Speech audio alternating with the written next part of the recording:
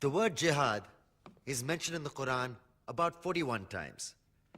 The words mercy, peace, and compassion are mentioned about 355 times.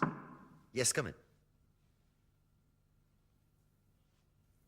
Come on in, Riaz. Sit down, please. Contrary to popular belief in most Western cultures, Islam is a religion that preaches peace and tolerance. Yes, Patricia.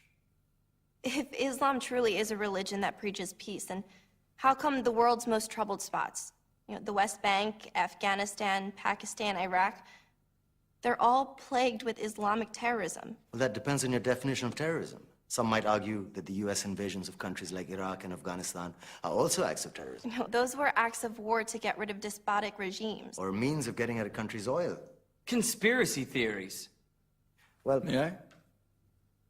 Yes, please. Go ahead, Riaz. Mr. Khan is right. I mean, if we're talking about terrorists, the world's biggest terrorists are the white superpowers. Come on now. No, really, stop and think about it. Explain 9/11. Okay. Do you know how many people died in the Twin Towers strike? Around 3,000. And do you have any idea how many people died in the bombing of Afghanistan? Take a wild guess. More than 15,000 people died. And that's just conservative figures.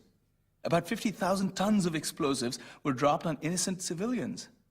Men, women, children. Yeah, but that was because of the Taliban.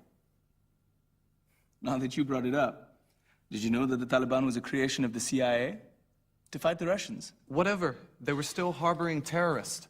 Yeah, right. Terrorists that were never found. Just like the weapons of mass destruction that were never found in Iraq. Do you want to get into the death toll in Iraq?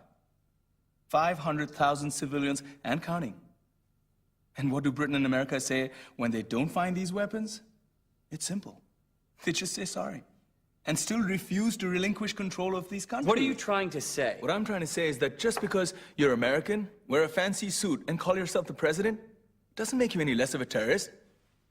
I'm saying that if you don't stop meddling in other people's countries, you will face a backlash. If Muslims like you feel that way, then why don't you get out of our country?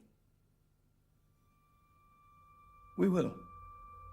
As soon as you promise to leave ours.